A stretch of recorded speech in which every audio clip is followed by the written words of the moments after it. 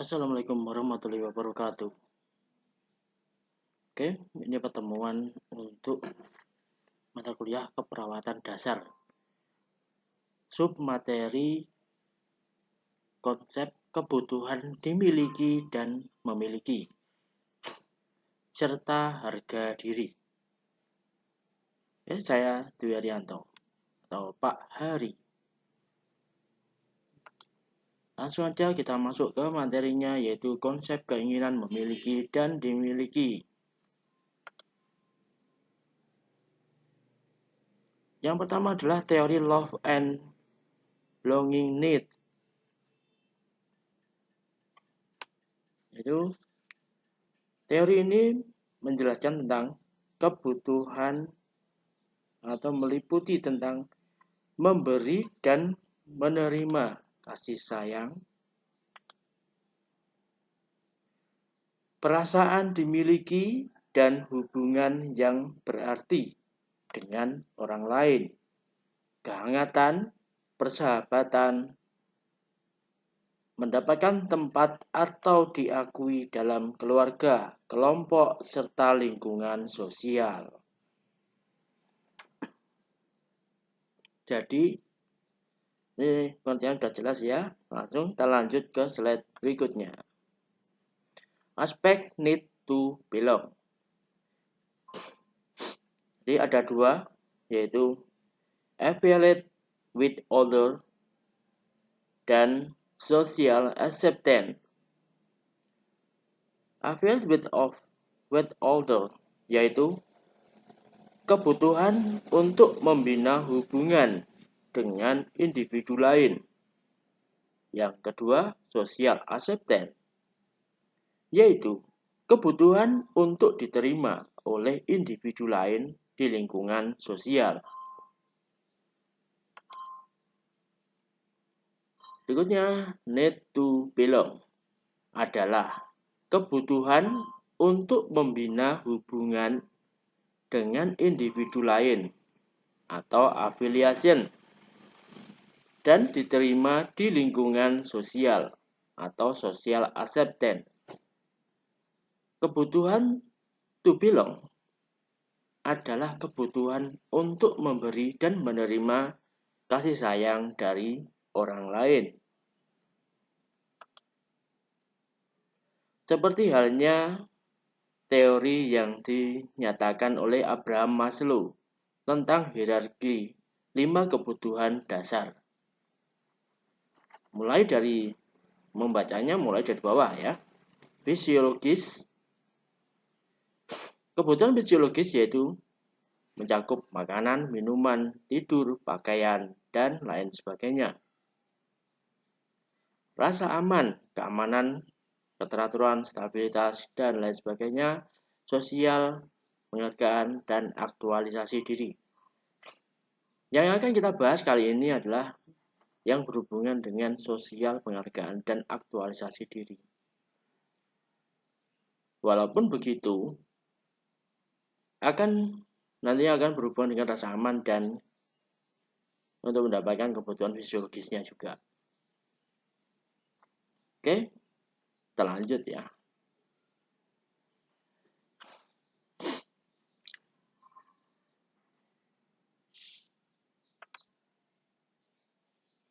Definisi belongingness and love needs. Maslow dalam Alex Sobur tahun 2003 mendefinisikan belongingness and love needs sebagai kebutuhan untuk memiliki dan mencintai. Muncul ketika kebutuhan sebelumnya telah dipenuhi secara rutin. Cinta di sini berarti rasa sayang dan rasa terikat, to belong. Baik dari keluarga sendiri, teman kerja, teman sekelas, dan lain-lainnya. Seseorang ingin agar dirinya disetujui dan diterima.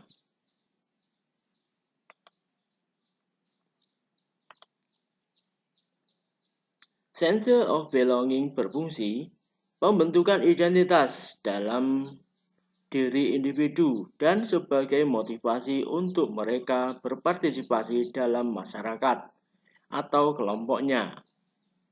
Berikutnya kebutuhan belonging, suatu pengalaman keterlibatan pribadi dalam sistem atau lingkungan sehingga orang tersebut merasakan diri mereka menjadi bagian integral dari sistem lingkungan. Kesimpulan dari need to belong merupakan kebutuhan untuk membina hubungan dengan individu lain dan diterima di lingkungan sosial.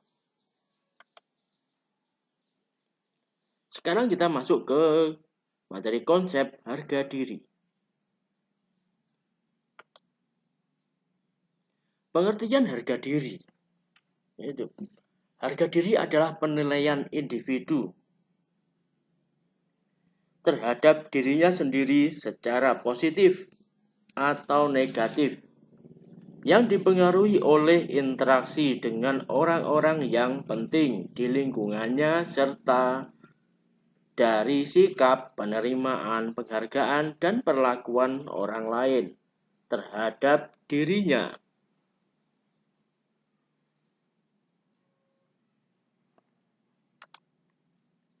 Harga diri dibagi menjadi dua. Yang pertama, penghormatan atau penghargaan dari diri sendiri yang mencakup hasrat untuk memperoleh kompetensi, rasa percaya diri, kekuatan pribadi, adekuasi, kemandirian, dan kebebasan. Di sini, individu ingin mengetahui atau yakin bahwa dirinya berharga serta mampu mengatasi segala tantangan dalam hidupnya. Jadi intinya individu ini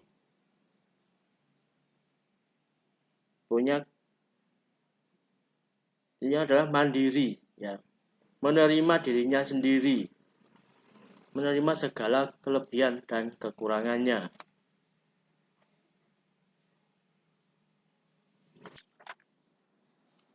Yang kedua, penghargaan dari orang lain, yang antara lain prestasi. Dalam hal ini, individu butuh penghargaan atas apa-apa yang dilakukannya. Dan di sini, individu akan berusaha memenuhi kebutuhan akan harga diri. Apabila kebutuhan akan rasa cinta dan rasa memilikinya telah terpenuhi dan atau terpuaskan.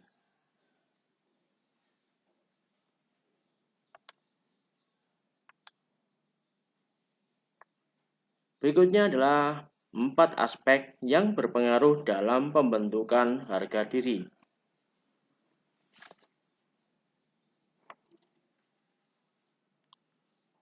Yang pertama, keberartian diri. Yang kedua, kekuatan individu. Yang ketiga, ketaatan individu dan kemampuan memberi contoh. Serta yang keempat, kompetensi individu.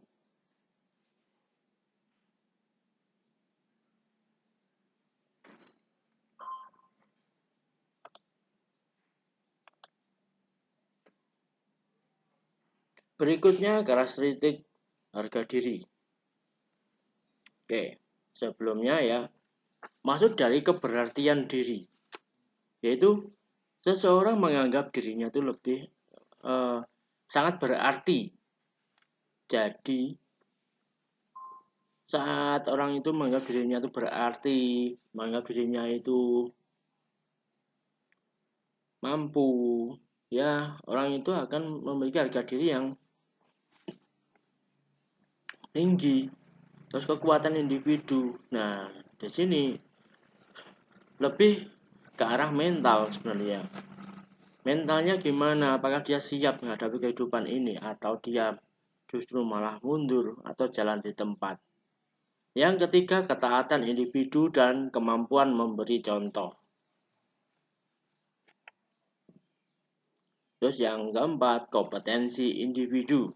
Ini yang penting harus bisa mengenali apa yang dirinya bisa dan yang tidak bisa atau kurang bisa. Karena apapun yang terjadi pada dirinya, entah dia itu mampu atau nggak mampu, ya, kalau mau belajar, hal yang tidak mungkin pun bisa jadi mungkin.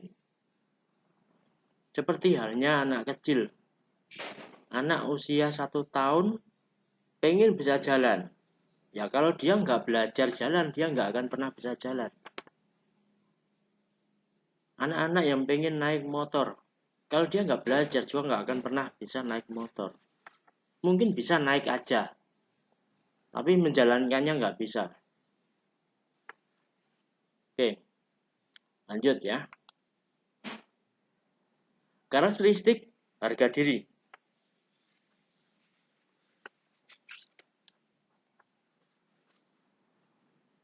Harga diri seseorang tergantung bagaimana dia menilai tentang dirinya, yang dimana hal ini akan mempengaruhi perilaku dalam kehidupan sehari-hari.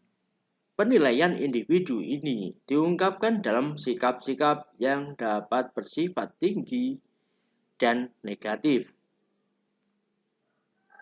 Dan menurut Coppersmith, harga diri mempunyai beberapa karakteristik, yaitu pertama adalah A.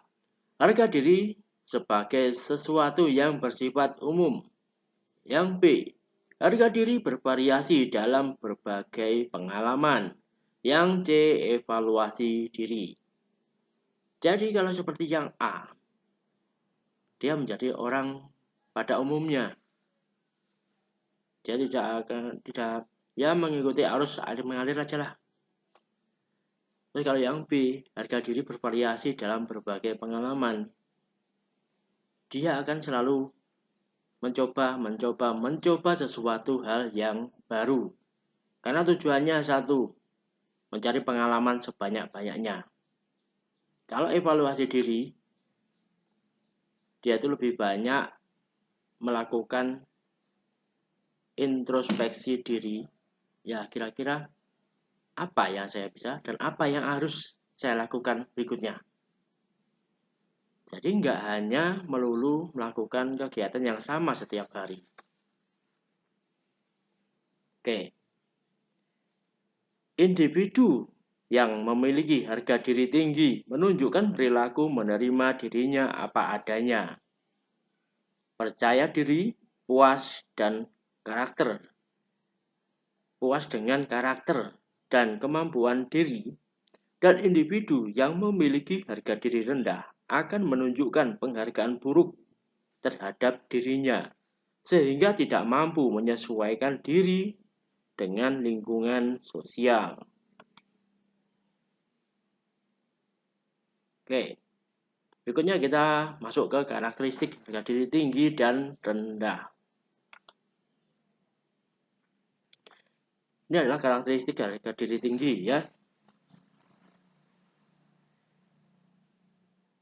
Karakteristik anak yang memiliki harga diri tinggi menurut Lemes dan Bin antara lain: 1. Bangga dengan hasil kerjanya. Yang kedua, bertindak mandiri. Yang ketiga, mudah menerima tanggung jawab. Jadi kalau dikasih kerjaan dia milih saya aja yang lakukan. Karena dia merasa mampu. Yang keempat, mengatasi prestasi dengan baik. Ya, tanggung jawab diterima dan hasilnya juga memuaskan. Tidak ada masalah yang tanpa solusi baginya. Yang kelima, menanggapi tantangan baru dengan antusiasme. Karena orang dengan harga diri tinggi itu suka dengan hal-hal yang baru, suka dengan tantangan. Yang keenam, merasa sanggup mempengaruhi orang lain. Rasa percaya dirinya sangat tinggi. Dan biasanya orang dengan harga diri tinggi itu pintar ngomong. Yang ketujuh, menunjukkan jangkauan perasaan dan emosi yang luas. Jadi, Orang seperti ini mudah mengerti perasaan orang lain dan paham dan peka, memiliki kepekaan yang tinggi terhadap orang-orang sekitarnya. Oke. Harga diri yang tinggi akan membangkitkan rasa percaya diri, penghargaan diri, rasa yakin akan kemampuan diri, rasa berguna, serta rasa bahwa kehadirannya diperlukan di dalam dunia ini. Contohnya, ya, seorang remaja yang memiliki harga diri yang cukup tinggi, dia akan yakin dapat mencapai prestasi yang dia dan orang lain harapkan. Pada gilirannya, keyakinan itu akan memotivasi remaja tersebut untuk sungguh-sungguh mencapai apa yang diinginkan.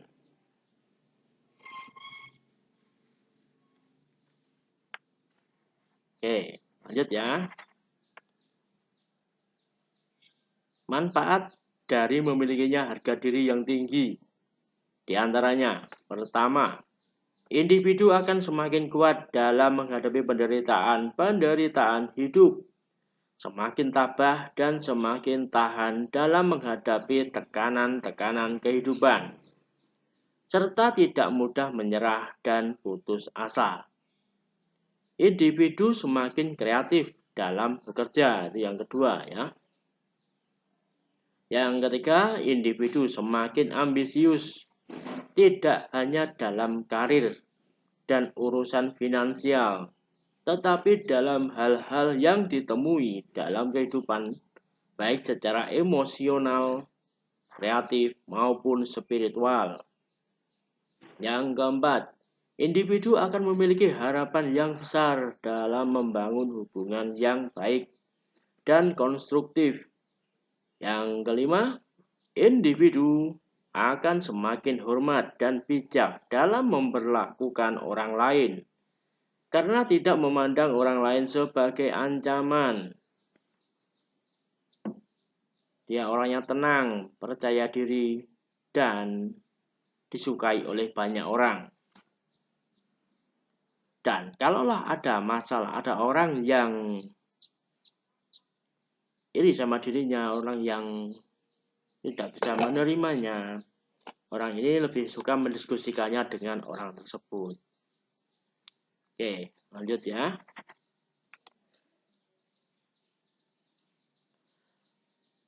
Karakteristik harga diri rendah.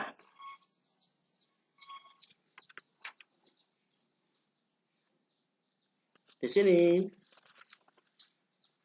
karakteristik anak dengan harga diri rendah menurut Clemens and Bean di antaranya.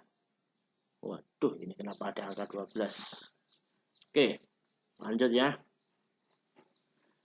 Menghindari situasi yang dapat mencetuskan kecemasan, merendahkan bakat dirinya, merasa tak ada seorang pun yang menghargainya, menyalahkan orang lain atas kelemahannya, mudah dipengaruhi oleh orang lain, bersikap defensif dan mudah frustasi, merasa tidak berdaya, menunjukkan jangkauan perasaan dan emosi yang sempit. Oke. Dari sini sudah jelas ya. Kalau harga diri rendah itu, orang itu jadi kurang itu ya. Rasa percaya dirinya sangat rendah sekali ini. Menghindari situasi yang dapat mencetuskan kecemasan. Suka cari aman ini orangnya. Orangnya suka cari aman dan takut sama tantangan. Terus merendahkan bakat dirinya, merasa tidak mampu atau menganggap dirinya itu tidak mampu melakukan sesuatu hal. Terus merasa tidak ada seorang pun yang menghargainya, menganggap semua orang merendahkannya. Orang ngomong apa di depannya, ada orang ketawa di depannya dia tersinggung. Ada orang yang senyum tapi tidak menghadap ke dirinya, dianggap menertawakan dirinya. Padahal dia senyum sama orang lain yang tidak kelihatan di matanya dia. Oke, mudah dipengaruhi oleh orang lain. Karena itu tadi, dia merendahkan bakatnya sendiri. Bakat dirinya itu direndahkan sendiri, makanya dia lebih percaya pendapat orang lain. Terus berikutnya, bersikap defensif dan mudah frustasi. Lalu dia merasa tidak bisa melakukan apa-apa. Yang terus tidak berdaya, menunjukkan gangguan perasaan. Jadi di sini kurang peka juga dengan perasaan orang-orang sekitarnya. Jadi remaja yang memiliki harga diri rendah, remaja atau orang yang memiliki harga diri rendah akan cenderung merasa bahwa dirinya tidak mampu dan tidak berharga. Oh iya, untuk harga diri ini, kalau tidak segera diperbaiki, ya, ini berbahaya karena bisa membuat seseorang itu kurang pede ya. Dan ini bisa terbawa sampai usia dewasa. Oke. Di samping itu remaja dengan harga diri rendah cenderung untuk tidak berani mencari tantangan baru. Oke, tadi sudah saya singgung kan. Dalam hidupnya ya. Lebih senang menghadapi hal-hal yang sudah dikenal dengan baik serta menyenangi hal-hal yang tidak penuh dengan tuntutan.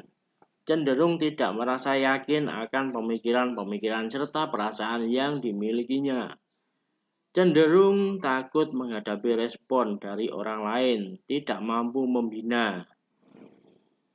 Ini kalau orang dengan harga diri rendah jadikan pimpinan, habis nih orang, kasihan. Komunikasi yang baik dan cenderung merasa hidupnya tidak bahagia.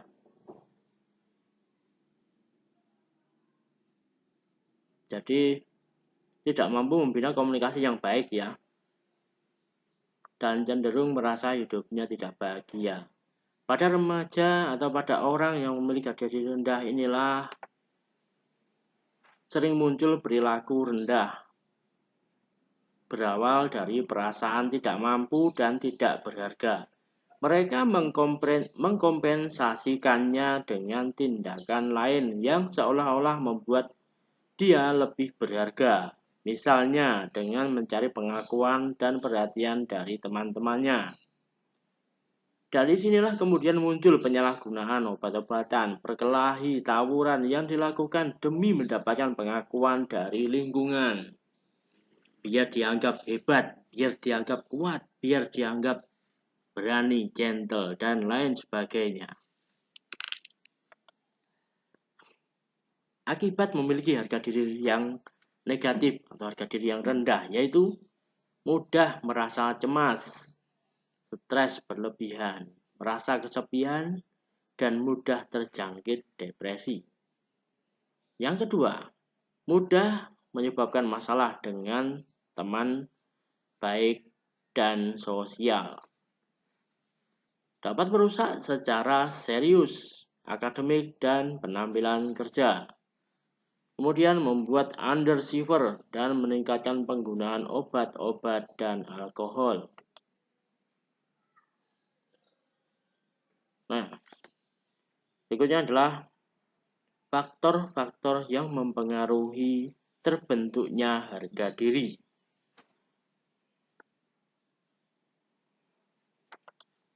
Yang pertama, menurut Missener de la Mater and Mayer tahun 2010 menyebutkan bahwa terdapat 3 faktor dari harga diri, yaitu family experience, performance, feedback, dan social comparison.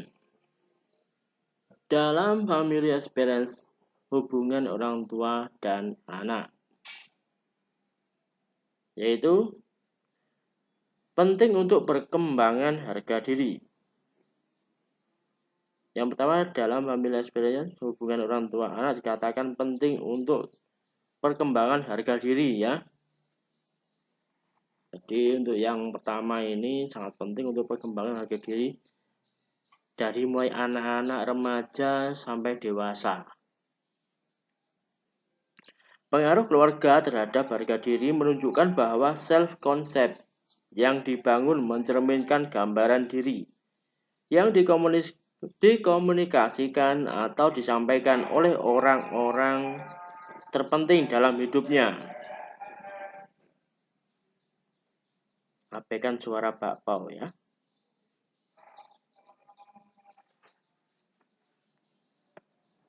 Suara bakpao ngikut aja orang rekaman.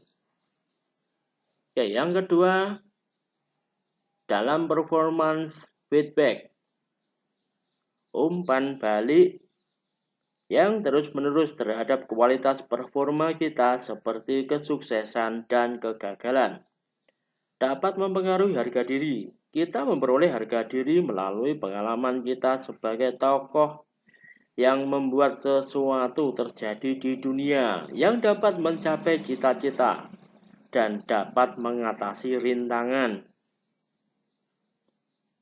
Yang ketiga, dalam social comparison, sangat penting untuk harga diri karena perasaan memiliki kompetensi tertentu didasarkan pada dasar performa yang dibandingkan baik dengan hasil yang diharapkan diri sendiri maupun hasil performa orang lain.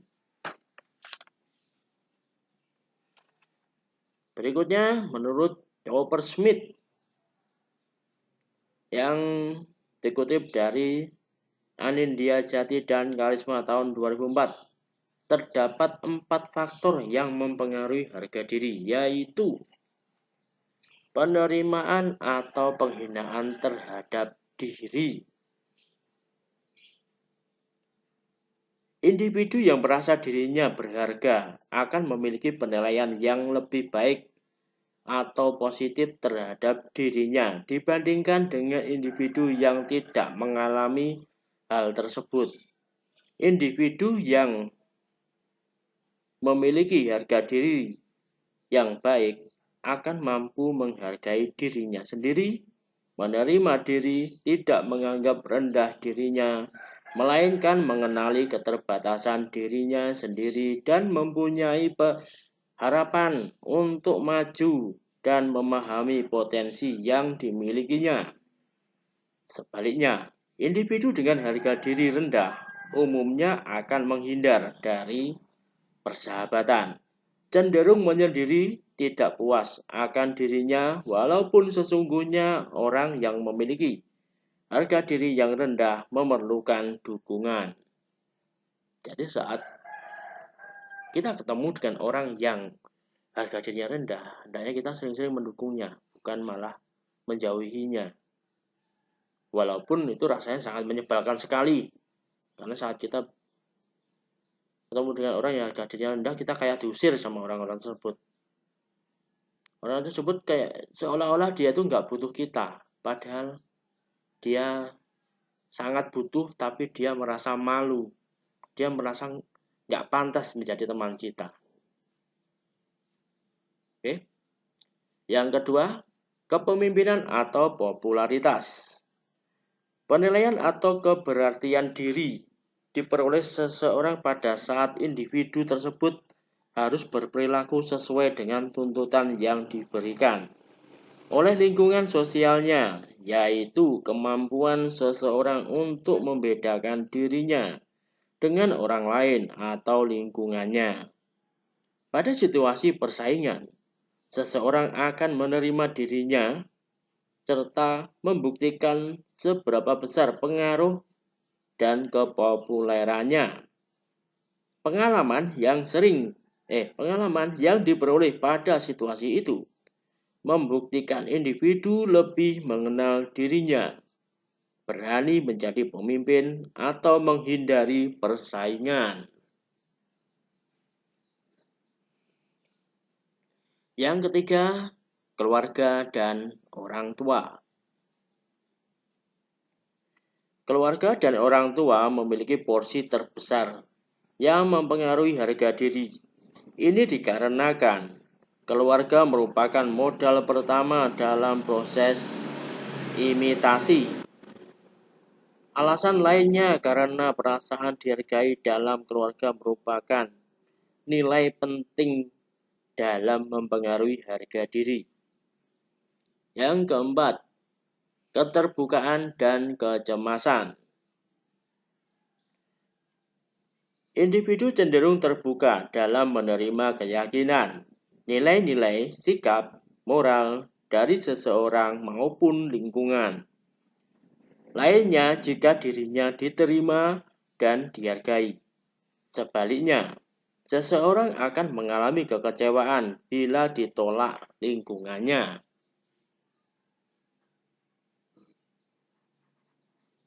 Oke. Next ya.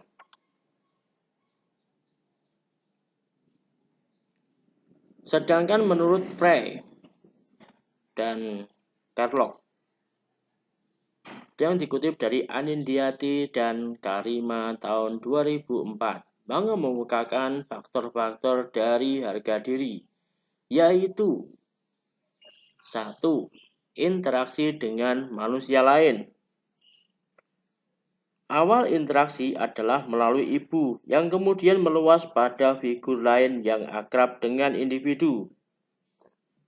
Ibu yang memiliki minat, afeksi, dan kehangatan akan menimbulkan harga diri yang positif karena anak merasa dicintai dan diterima seluruh kepribadiannya.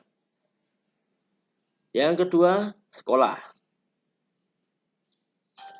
Lingkungan sekolah adalah sumber penting kedua setelah keluarga. Jika individu memiliki persepsi yang baik mengenai sekolah, individu akan memiliki harga diri yang positif. Bila sekolah dianggap tidak memberikan umpan balik yang positif bagi individu, harga diri akan rendah. Harga diri yang tinggi umumnya dikaitkan dengan keberhasilan individu pula. Berikutnya yang ketiga adalah pola asuh. Bagaimana orang tua mengasuh anaknya mempengaruhi harga diri anak. Yang D, keanggotaan kelompok. Jika individu merasa diterima dan dihargai oleh kelompok, individu akan mengembangkan keanggotaan kelompok. Jika individu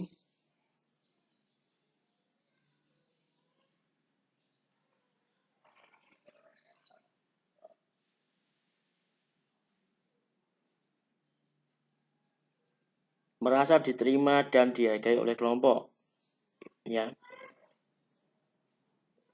individu akan mengembangkan harga diri lebih baik dibandingkan individu yang merasa terasing. Oke, ya tadi penjelasannya agak bulat. Jadi maksudnya itu keanggotaan kelompok ini kalau nanti aja ya biasanya. Yang kelima, kepercayaan dan nilai yang dianut individu. Harga diri yang tinggi dapat dicapai bila ada keseimbangan antara nilai dan kepercayaan yang dianut oleh individu dengan kenyataan yang didapatkannya sehari-hari. Yang keenam, kematangan dan herediter. Individu yang secara fisik tidak sempurna dapat menimbulkan perasaan negatif terhadap dirinya. Oke, jadi maksudnya gini, interaksi dengan manusia lain. Interaksi seorang manusia yang pertama kali itu adalah dengan ibunya. Caranya gimana? Saat manusia belum lahir, saat manusia baru lahir, manusia pertama yang dikenal adalah ibunya atau orang yang mengasuhnya. Itu adalah interaksi yang pertama. Kemudian adalah orang-orang yang ada di sekitarnya, bisa saudaranya, bisa ayahnya, bisa saudaranya, atau lain sebagainya. Sekolah, interaksi di sekolah itu yang pertama bisa dengan teman, bisa dengan guru. Tapi faktanya interaksi pertama adalah dengan teman sekolah.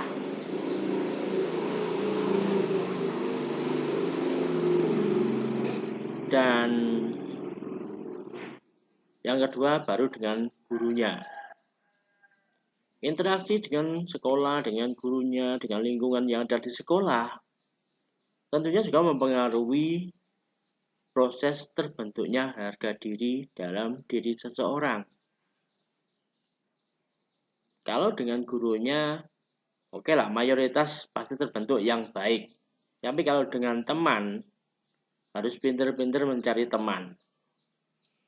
Terus kalau yang ketiga, pola asuh. Bagaimana orang tua atau yang mengasuh dia itu memberikan asuhan. Kalau anak ini diajarkan yang baik, diajarkan menjadi pemberani, dia akan menjadi pemberani. Kalau diajarkan menjadi yang penakut, dikit-dikit ditakut-takutin, dia akan menjadi penakut juga. Dan kurang percaya diri. Jangan ke sana, nanti ada ini, jangan ke sana, ada hantu, jangan ke sana. Wah, itu anak jadi penakut dan kurang percaya diri nantinya. Kalau apa-apa, udah dipercaya. Anak mau jalan kemana, mau naik apa, mau manjat apa, diizinkan tapi diawasi. Nah, ini membuat anak itu mempunyai rasa percaya diri yang tinggi. Yang berikutnya, keanggotaan kelompok. Di dalam kelompok tersebut dia sebagai apa? Dia menjadi apa? Apakah pendapatnya didengarkan atau tidak? Dan juga dia ini menjadi seperti apa? Apakah dia mau bergabung di kelompok tersebut atau dia hanya setor nama saja? Seperti halnya kalau kelompok ini, kalau sampai mahasiswa pun adanya keanggotaan kelompok ini penting.